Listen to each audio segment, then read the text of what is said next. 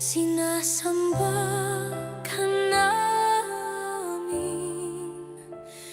pinipintuho ka namin, aral mo ang aming buhay at kaligtasan.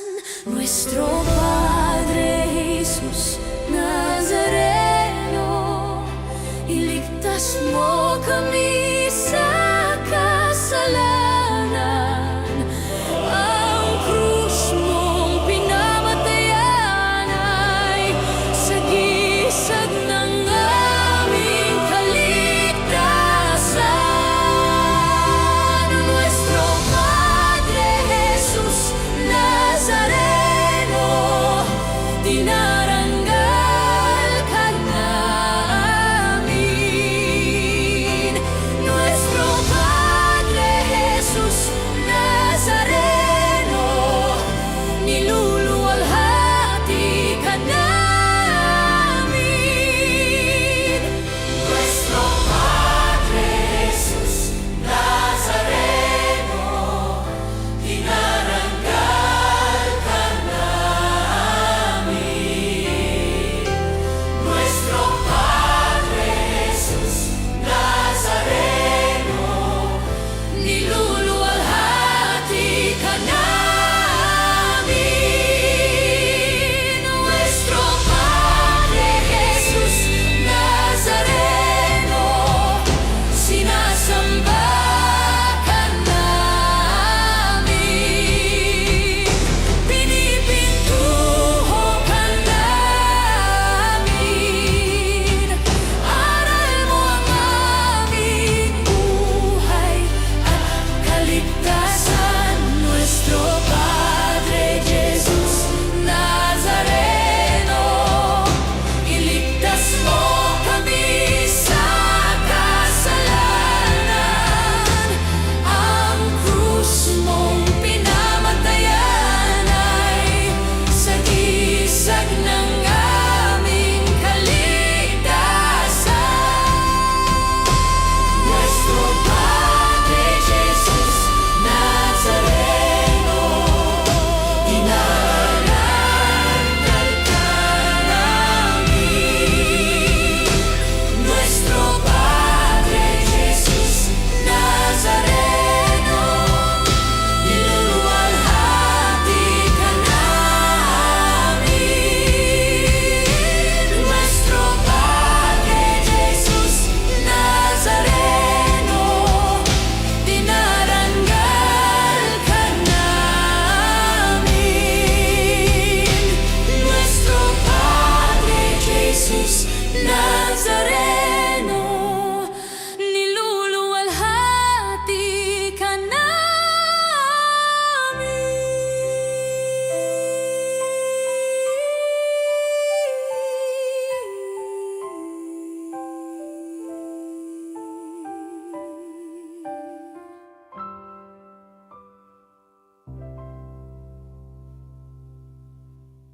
Taong ay ubusin upang siya'y makapiling, mapag-ilog na Diyos natin.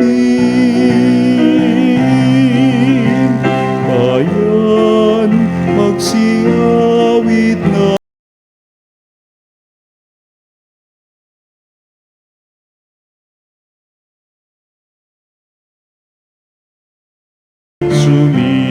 sumilay ka. Sa ngala ng Ama at ng Anak at ng Espiritu Santo, Amen. sumainyo ang Panginoon. At sumainyoin. Mga kapatid, aminin natin ang ating mga kasalanan upang tayo maging marapat na gumanap sa banal na pagdiriwang. Inaamin ko sa makapangyarihang Diyos at sa inyong mga kapatid na lubha ko nagkasala sa isip, sa salita at sa gawa at sa aking pagkukulang. Kaya isinasamo ko sa mahal na Birheng Maria, sa lahat ng mga anghel at mga banal, at sa inyo mga kapatid, na ako'y panalangin sa Panginoong ating Diyos. Kaawan tayo ng makapangyarihang Diyos, patawarin tayo sa ating makasalanan at patnubayan tayo sa buhay na walang hanggan. Amen. Panginoon, kaawaan mo kami. Panginoon, kaawaan mo kami. Kristo, kaawaan mo kami. Kristo, kaawaan mo kami. Panginoon, kaawaan mo kami. Panginoon, kaawaan mo kami. Manalangin tayo. Ama naming makapangyarihan, lakas ka ng mga walang inaasahan kundi ikaw. Ang pagluhod namin ay iyong pagbigyan sapagkat kami mga tao lamang na pawang mahihina kapag iyong iniwanan.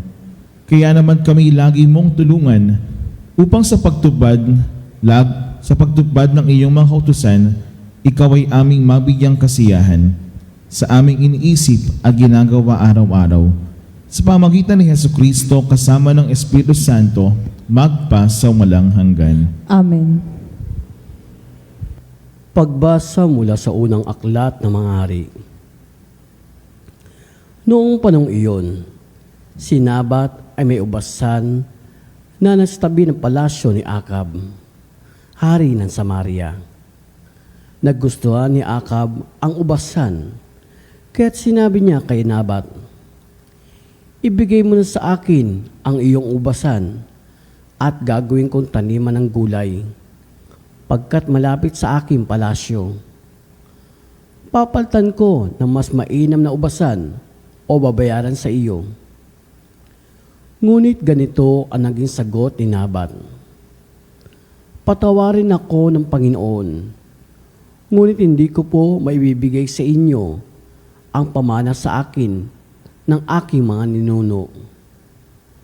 Umuwi si Akab na malungkot at masama ang loob dahil sa sagot ni Nabat.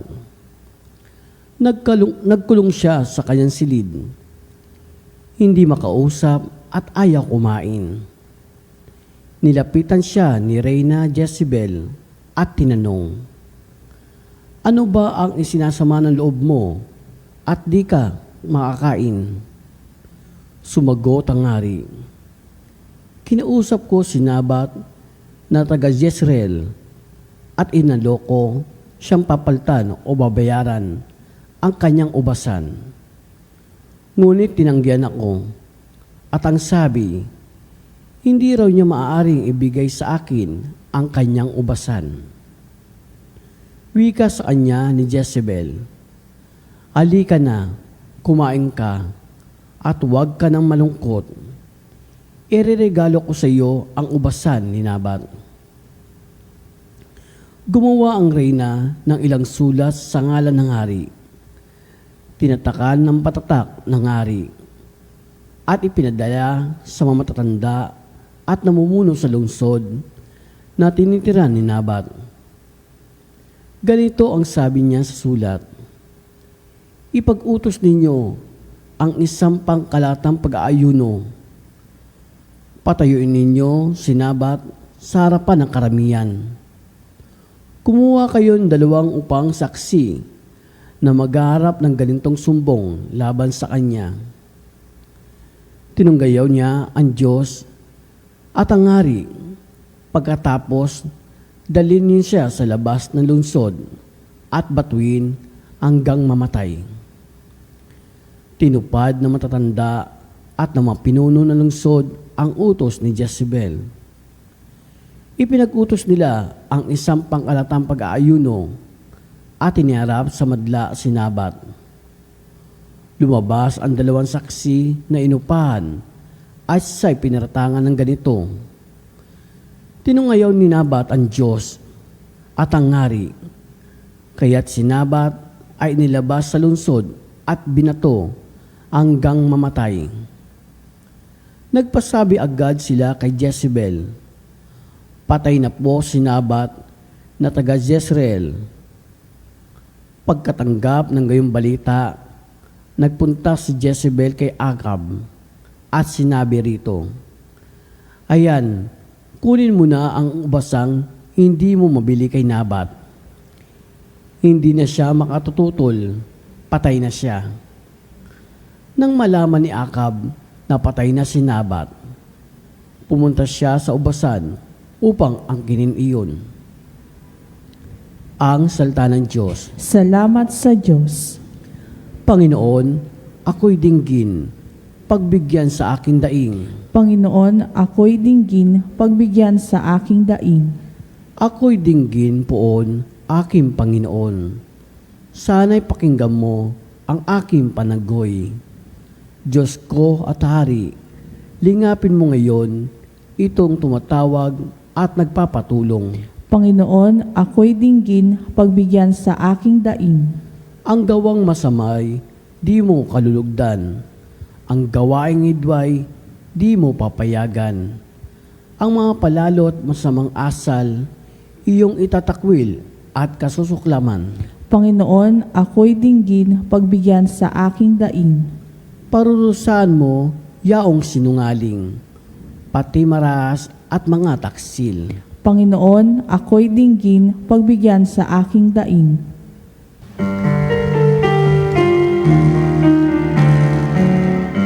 Hallelujah, hallelujah.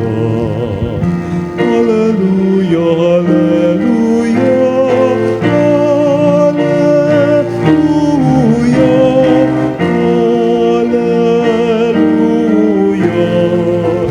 Hallelujah, hallelujah. Ang salita mo'y liwanag, tanglaw sa aking paglakad, sa paghakbang sa iyong landas. Aleluya, aleluya.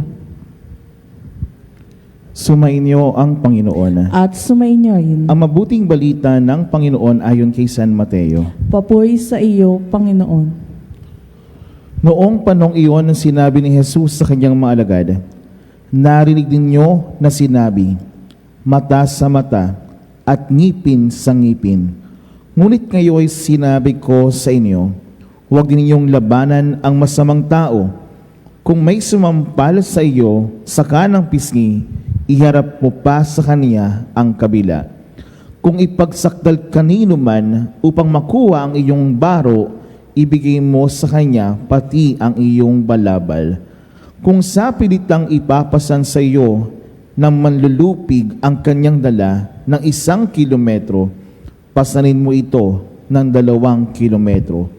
Magbigay ka sa nanghihingi sa iyo at huwag mong pahindian ang nanghihiram sa iyo. Mga kapatid, ang mabuting balita ng Panginoon. Pinupuri ka namin, Panginoong Heso Kristo. Magandang umaga po sa inyo mga kapanalig. Mga kapatid, mga kapanalig, ang pagbasa natin ngayon ay tila naglalagay sa atin sa dalawang magkaibang mundo. Sa unang pagbasa, nakita natin ang mundo ni Ahab at Jezebel, isang mundong puno ng kasakiman, pang-aabuso ng kapangyarihan at kawalan ng katarungan. Sa Ebanghelyo naman, ipinakita ni Jesus ang isang ganap na naiibang daan, ang daan ng pag-ibig, pagkapatawad at hindi paghihiganti. Sa gitna ng dalawang mundong ito, tinatanong tayo ngayon sa ating mga pagbasa, saang mundo tayo nabubuhay? Saang mundo ba tayo sumusunod? Sa mundo ba ng paghiganti o pansariling interes?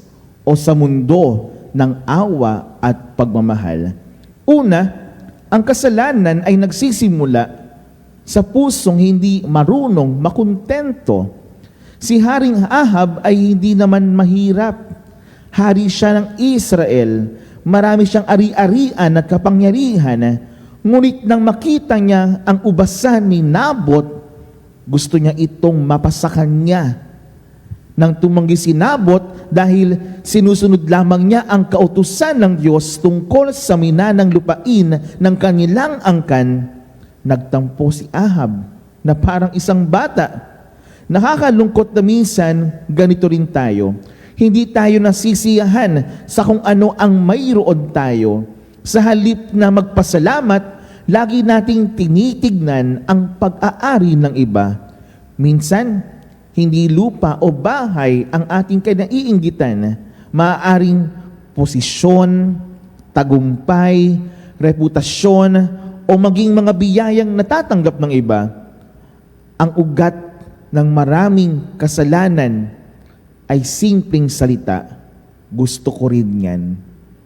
Gusto ko rin yan. Kapag hindi napigil ang pagnanasa, maaari itong humantong sa pagsisinungaling, paninira, at kawalan ng katarungan, katulad ng nangyari kay Nabot. Marahil, mayroon sa ating makapanalig ngayon na naranasan ito. Ginagawa lang naman niya ang tama, pero hindi niya maunawaan bakit yung katrabaho niya sinisiraan siya. Siguro yung mga kapitbahay niyo ganun din. Ang ginagawa mo lang naman ay tumulong sa iyong kapwa, pero hindi mo maunawaan. Ang dami mo nang narinig na hindi maganda tungkol sa iyo mula sa iyong kapitbahayanan. Ganito ang nangyayari kapag ang interest natin ay naiimpluwensyahan tayo patungo sa kasamaan. Kaya naman makikita rin po natin makapanalig ang pang-aabuso ng kapangyarihan ay isang malaking kasalanan sa harap ng Diyos. Makikita po natin sa ating pagbasa na ginamit ni Jezebel ang kanyang impluwensya upang magplano ng kasinungalingan. Ginamit niya ang reliyon, ang pag-aayuno at ang mga pinuno ng bayan upang pagtakpan ang kanyang masamang balak. Sa huli, isang inosenteng tao ang pinatay. Mapapansin natin na hindi lamang sina Ahab at Jezebel ang may kasalanan. Kasama rin ang mga taong sumunod sa kanilang utos kahit alam nila na ang utos na binibigay sa kanila ay mali. Kaya makapanalig, ito ay paalala sa atin na hindi sapat na sabihin na sumunod lang ako sa utos. Marami po tayong narinig na ganito, tama po ba? Sumunod lang naman po kami. Bilang mga Kristiyano, may pananagutan tayong piliin ang tama kahit ito ay mahirap. Sa ating panahon, maaring wala tayong kapangyarihan tulad ng isang hari o isang reyna, ngunit mayroon tayong impluwensya sa ating pamilya, lalo tigit sa lahat. Sa ating trabaho, sa ating simbahan, sa ating mga komunidad, sa ating mga BEC. Kaya ang tanong, kapanalig, ginagamit ba natin ang impluwensya upang magtayo o upang manira ng kapwa? Upang maglingkod o upang makalamang sa iba?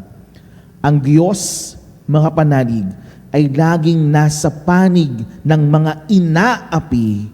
Maaaring tila nagtagumpay sa dalisi na Ahab at Jezebel, ngunit hindi nakaligtas ang kanilang kasalanan sa mata ng Diyos.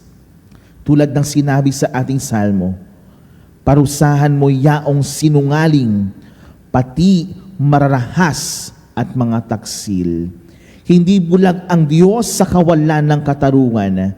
Kaya naman sa ating mga pagbasa, sa ating ebanghelyo, ang sagot ni Jesus sa kasamaan ay hindi paghiganti, kundi pagmamahal. Kung tayo ang nasa kalagayan ni Nabot, marahil ang unang maiisip natin ay gumanti. Ngunit sa ebanghelyo, sinabi ni Jesus, kapag sinampal ka sa kanang pisngi, iharap mo rin ang kabila. Madalas hindi ito nauunawaan. Hindi ibig sabihin ni Jesus na hayaan na lamang ang mga kasamaan. Hindi rin ibig sabihin na maging mahina tayo. Ang ibig sabihin ni Jesus ay huwag nating hayaang kontrolin ng galit at paghihiganti ang ating puso. Napakadaling gumanti, mga kapanalig. Napakadaling magtanim ng sama ng loob. Napakadaling manumbat. Ngunit ang tunay na lakas ay ang kakayahang magmahal kahit nasaktan, magpatawad kahit mahirap, at gumawa ng mabuti kahit hindi tayo ginagantihan ng kabutihan. Hindi po ba? Si Jesus mismo ang pinakamahusay na halimbawa nito. Nang siya ay insultuhin, hindi siya gumanti. Nang siya ay pahirapan, hindi siya nanumpa. Nang siya ay ipako sa krus, sinabi pa niya, Ama, patawarin mo sila sapagkat hindi nila nalalaman ang kanilang ginagawa. Ito ang sukdulang tagumpay ng pag-ibig laban sa kasamaan. Kaya makapanalig sa huli, muli, may dalawang ubasan sa mga pagbasa natin ngayon. Ang unang ubasan ay ang ubasan ni Nabot. Kinuha niya sa pamamagitan ng kasakiman, kasinungalingan at karahasan. Ang ikalawang ubasan ay ang kaharian ng Diyos na itinatayo sa pamamagitan ng katotohanan, katarungan, awa at pagmamahal. Makapanalig, araw-araw pinipili natin kung alin sa dalawang ito ang ating palalaguin sa ating puso. Kaya naman, hilingin natin sa Panginoon ang biyaya na magkaroon una ng pusong marunong makontento. Pangalawa, pusong makatarungan. Pangatlo, pusong marunong magpatawad. Sa ganitong paraan, magiging tunay tayong mga alagad ni Kristo na hindi nagpapalaganap ng paghihiganti, kundi ng pag-ibig na kayang magbago ng mundo. Amen.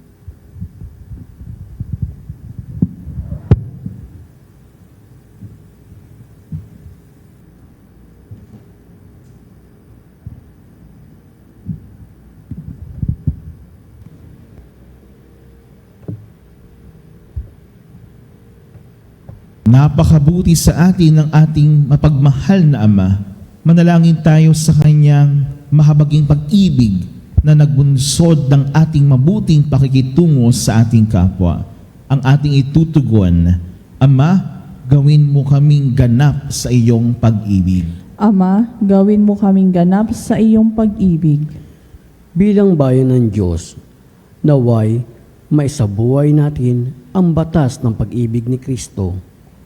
Manalangin tayo sa Panginoon. Ama, gawin mo kaming ganap sa iyong pag-ibig. Ang ating mga kaaway, maging yaong mga nakasakit at naagawa sa atin na masama, sa anumang paraan, naway mapatawad natin. Manalangin tayo sa Panginoon. Ama, gawin mo kaming ganap sa iyong pag-ibig.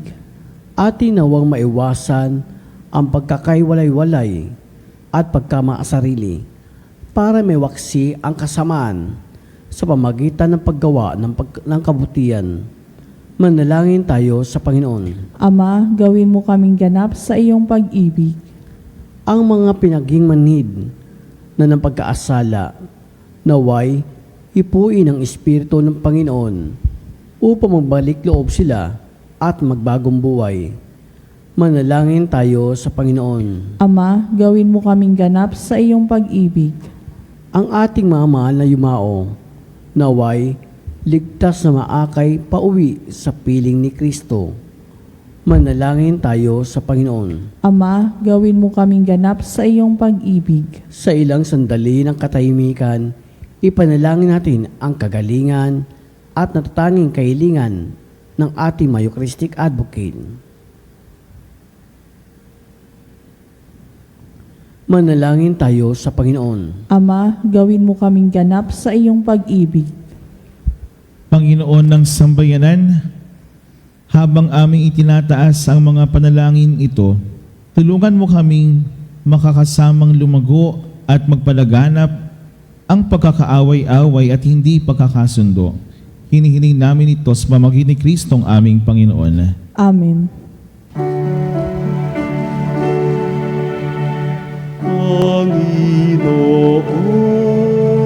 Panginoon, aming alay,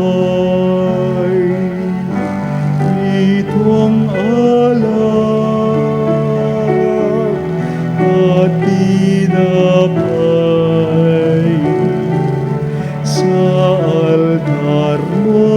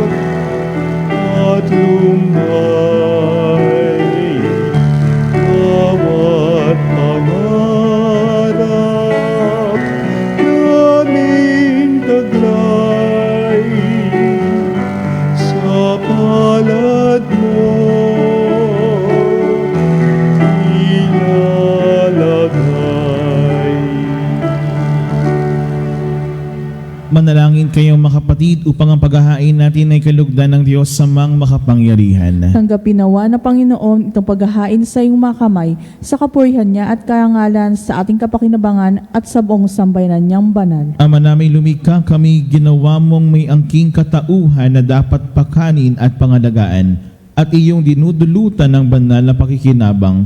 Ipagkaloob mo kami huwag magkulang sa mga inuukol mo sa aming kapakanan.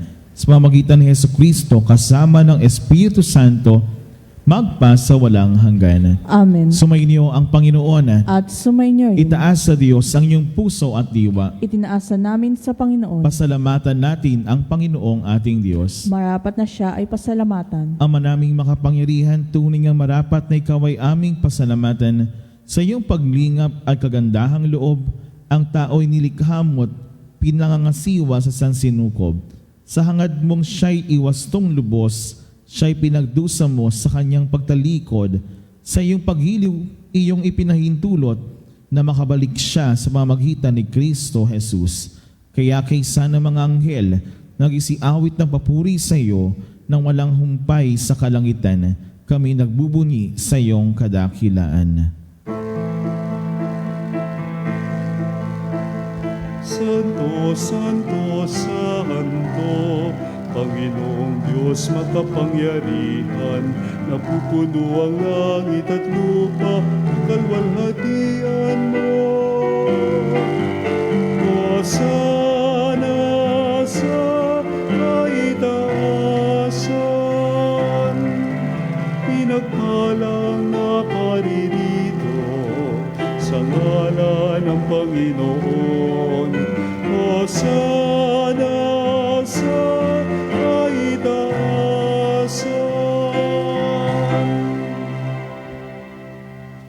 Ama naming banal, ikaw ang bukal ng tanang kabanalan.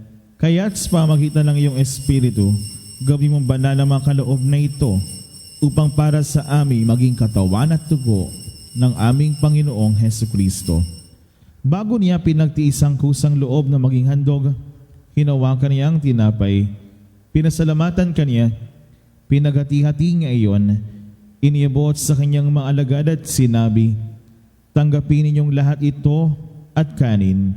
Ito ang aking katawan na ihahandog para sa inyo.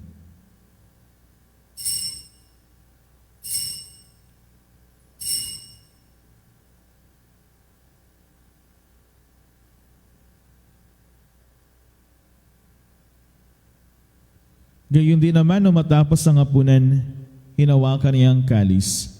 Muli kaniyang pinasalamatan. Iniabot niya ang kalis sa kanyang mga alagad at sinabi, tanggapin ninyong lahat ito at inumin. Ito ang kalis ng aking dugo, ng bago at walang hanggang tipan. Ang aking dugo na ibubuhos para sa inyo at para sa lahat, sa ipagpapatawad ng mga kasalanan. Gawin niyo ito sa pag-alala sa akin.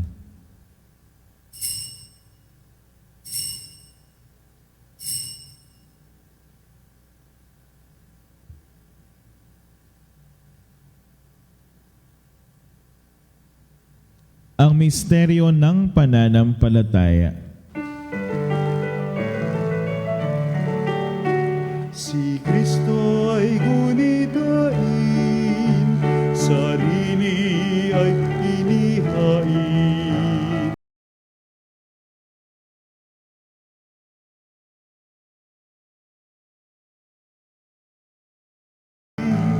Hanggang sa siya'y dumating, hanggang sa siya'y dumating. Ama, ginagawa namin ngayon ang pag-alala sa pagkamatay at muling pagkabuhay ng iyong anak. Kaya tiniaalay namin sa iyo ang tinapay na nagbibigay buhay at ang kalis na nagkakaloob ng kaligtasan. Kami nagpapasalamat dahil kami iyong minarapat na tumayo sa harap mo para maglingkod sa iyo. Isinasamo namin kami magasalo-salo sa katawan at dugo ni Kristo ay mabuklod sa pagkakaisa sa pamamagitan ng Espiritu Santo. Amalingapin mong iyong simbahang laganap sa buong daigdig. Puspusin mo kami sa pag-ibig, kaisa ni Leon na aming Papa at ni Elias na aming Obispo at ng Tanang Kaparian. Alalahanin mo rin ang mga kapatid naming nahimlay na may pag-asang sila'y muling mabubuhay, gayon din ang lahat ng mga pumanaw. Kaawan mo sila at patuloyin sa iyong kaliwanagan. Kaawan mo at pangidapating kami lahat na makasalo sa iyong buhay na walang wakas. Kaisa ng mahal na Berheng Maria, Ina ng Diyos, ni San Jose ang kaniyang esposo, kaisa ng mga apostol at ang lahat ng mga banal na namuhay dito sa daigdig ng kalugod-lugod sa iyo, maipagdiwang nawa namin ng pugapuri si kararangal mo sa pamagitan ng iyong anak na aming Panginoong Heso Kristo. Sa pamamagitan ni Kristo, kasama niya at sa Kanya, ang lahat ng parangal at papuri ay sa iyo, Diyos amang makapangyarihan, kasama ng Espiritu Santo, magpa sa walang hanggan. Amen. Amen.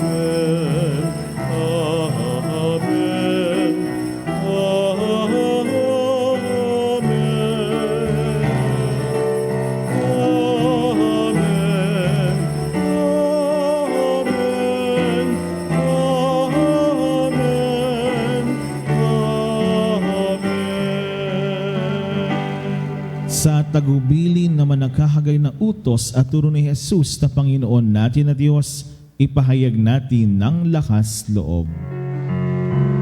Ama namin, sumasalangit ka, sambahin ang ngalan mo, mapasa amin ang kaharian mo, sundin ang loob mo, dito sa lupa, para lang sa langit.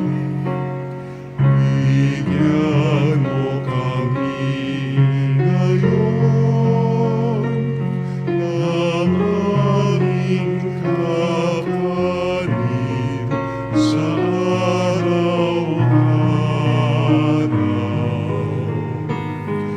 At patawarin mo kami sa aming mga kasalanan, para lang pagpapatawad namin sa nagkakasala sa amin. At wag mo kami ipahintulot sa tukso, at iadya mo kami sa lahat ng masama. Namin kami idiya sa lahat na masama, pagkalooban ng kapayapaan araw-araw, iligtas sa kasalanan at ilayo sa lahat ng kapahamakan, samantalang aming pinananabikan ang dakilang araw ng pagpapahayag ng tagapagligtas naming si Heso Kristo. Sapagkat iyo ang kahayaan at ang kapangyarihan at ang kapurihan magpakailanman. Amen. Panginoong Heso Kristo, sinabi mo sa iyong mga apostol, kapayapaan ang iniiwan ko sa inyo, ang aking kapayapaan ang binibigay ko sa inyo. Tungayan mo ang aming pananampalataya at huwag ang aming pagkakasala. Pagkalooban mo kami ng kapayapaan at pagkakaisa ayon sa iyong kalooban, kasama ng Espiritu Santo magpa sa walang hanggan. Amen. Ang kapayapaan ng Panginoon ay laging sumainyo. At sumainyo. Magbigayan po kayo ng kapayapaan sa isa't isa.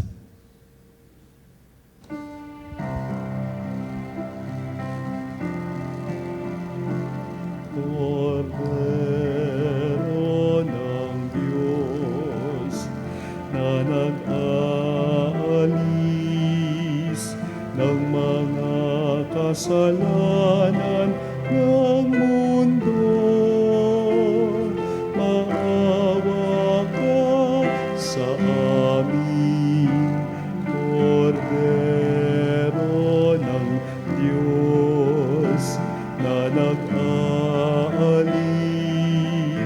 ng mga kasalanan ng mundo,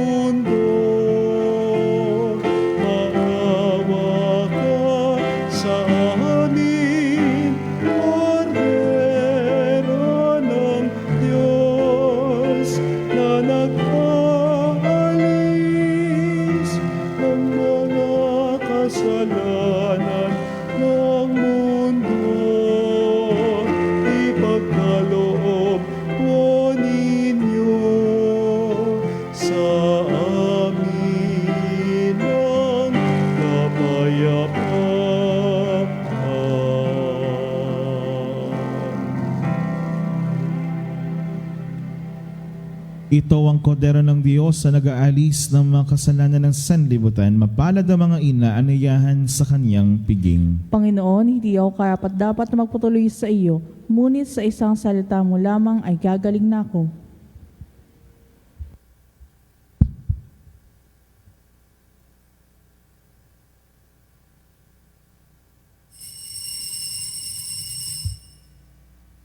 Mga kapanalig, ating dasalin ang komunyong espiritual. O Jesus, nananalig ako sa pananahan mo sa kabanal-banalang sakramento.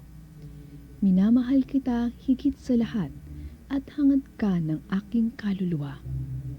Hindi ko man matatanggap ngayon ang iyong katawan at dugo, inaasahan ko na patuloy kang mamumuhay sa aking puso. Naniniwala ako na narito ka at kaisa ka ng aking buong pagkatao. Huwag mong ipahintulot na mawalay ako sa iyo. Amen. Panalangin sa karangalan ng Nuestro Padre Jesus Nazareno. O Jesus Nazareno, katamis-tamisan naming manunubos, sa harap mo ngayon naririto kami't nangangayupapa at nagsisisi ng taos-puso sa aming pagiging walang turing sa iyo at paglimot sa di mabilang na mga biyaya mo, lalong-lalo na yaong mahalagang biyaya ng pagtutubos. Dinaramdam namin at pinagsisisihang labis, Panginoon ko, ang pagkakasala namin sa iyo. Ikinalulungkot namin ang pagiging dahilan ng pagpapasan mo ng krus na iyan sa gitna ng mga hirap at kapaitan, hanggang sa inihandog mo ang iyong buhay sa bundok ng Kalbaryo, sa pagkaibig mo lamang na matubos kami at ang sangkatauhan mula sa sala. Pakabanalin mo, O Panginoon, ang aming pagnanais at ipagtanggap mo sa amin ang iyong biyaya. Maging tagapamagitan nawa ang iyong ina, ang kalinis-linisang Birheng Maria.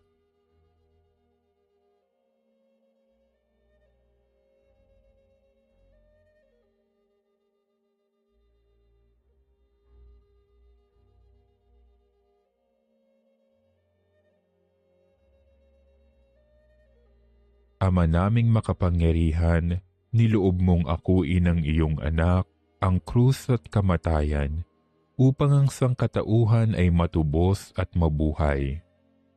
Ang pag-ako namin sa krus at kamatayan dito sa lupa, ayon sa diwa ng pagsunod sa iyong loob, na ginanap ng iyong anak, ay magpagindapat nawa naming kamtin ang lubos na katubusan at pagkabuhay sa iyong piling, sa pamamagitan ni Hesukristo, kasama ng Espiritu Santo, magpasawalang hanggan. Amen. Nuestro Padre Jesus Nazareno, Panginoon namin at Diyos, kaawaan mo kami.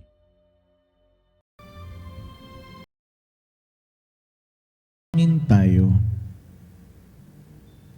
Ama naming pagmahal, ang pinagsaluhan naming banal na pakikinabang na nagpapahiwatig ng iyong pakikiisa sa tanang naritong nakikipagdiwang ay magdulot nawa ng pagkakaisa sa iyong sambayanan sa pamamagitan ni Jesucristo kasama ng Espiritu Santo magpa sa walang hanggan. Amen. Panalangin para sa lahat ng may karamdaman. Panginoon naming Diyos, Ikaw ang dakilang manggagamot at tagapagpagaling. Sa oras na ito, itinataas namin sa iyo ang lahat ng may sakit, physical man, emosyonal o espiritual. Hipuin mo po sila ng iyong mapanghimalang kamay at pagalangin mo ayon sa iyong banal na kalooban. Sa iyong mapagmahal na kamay, itinataas namin ang lahat ng may sakit, ang mga dumaranas ng kanser at matinding karamdaman, sakit sa puso at mataas na presyon, diabetes at iba pang sakit sa dugo, sakit sa bato at atay, arthritis, rayuma at pananakit ng katawan, karamdaman sa baga tulad ng hika at pneumonia, trangkaso, lagnat, at iba pang impeksyon, mental health conditions tulad ng depresyon at anxiety, COVID-19 at iba pang viral diseases, sakit sa mata, tenga at balat, paralisado at may kapansanan. Hipuin mo po sila, O Diyos, at pagalingin ayon sa iyong kalooban. Bigyan mo sila ng lakas ng loob, pag-asa at kapayapaan sa kanilang laban. Gamitin mo ang mga doktor, gamot at iba pang paraan bilang daluyan ng iyong kagalingan. Gayon din ang lahat ng nagpapagal upang sila'y gumaling. Bigyan mo po sila ng lakas upang kayanin ang anumang sakit na kanilang pinagdadaanan. Ipagkaloob mo sa kanila ang kaginhawaan sa kabila ng kanilang paghihirap. Pagpalain mo rin po ang kanilang pamilya at mahalas sa buhay na nag-aalaga sa kanila. Naway huwag silang mawalan ng pag-asa, kundi patuloy na magtiwala sa iyong pagmamahal at habag. Sa lahat ng may mabigat na dinadala, ipaalala mo sa kanila na hindi sila nag-iisa. Kasama kanila sa bawat sandali ng kanilang laban. Tulungan mo rin kaming maging instrumento ng iyong pagmamahal sa pamamagitan ng pagbibigay ng pag-aalaga at suporta sa aming mga kapwa. Hinihiling namin ito sa pamamagitan ni Jesucristo kasama ng Espiritu Santo magpa sa walang hanggan. Amen. Mga kapanalig, sa gitna ng krisis, dalangin ang ating hilingin. Sa Diyos, pag-asa ang ating hanapin. Kaya naman mga kapanalig, mag-alay ng pamisa at panalangin sa gitna ng kinakaharap ng ating bansa. Para po sa inyong pamisa, tumawag lamang sa Religious Department 8925-57931, Local 129-131-137 o mag-text sa 0917-631-4589 at hanapin lamang si Miss Renny Jose o si Miss Ali Nahe. Mga kapanalig, maraming salamat po. Sumainyo ang Panginoon. At sumainyo rin. Iyuko po ninyo makapanalig ang inyong ulo habang ginagawad ang pagabasbas. Pagpalain nawa kayo ng kapayapaan ng Diyos na pinagmumulan ng tanang kasiyahan sa buhay ngayon at magpa sa walang hanggan. Amen. Pagkalooban nawa kayo ng Diyos ng kalayaan mula sa takot at pangamba. Palakasin ang inyong loob sa pagpapadaman niya sa inyo ng pag-ibig niyang walang hanggan. Amen. Pasaganain nawa niya sa inyo ang kaloob niyang pananampalataya, pag-asa at pag-ibig upang lahat ng inyong gawain araw-araw ay magbunga ng kaligayahan sa buhay na walang hanggan. Amen. At pagpalain po kayo ng mapagkalinga at mapagmahal na Diyos, Ama, Anak, at Espiritu Santo. Amen. Tapos na ang ating pagdiriwang, humayo kayong taglay ang pag-ibig ni Kristo. Salamat sa Diyos.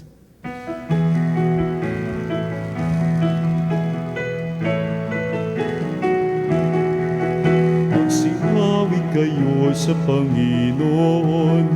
Hallelujah! Magsiawit sa Panginoon. Purihin.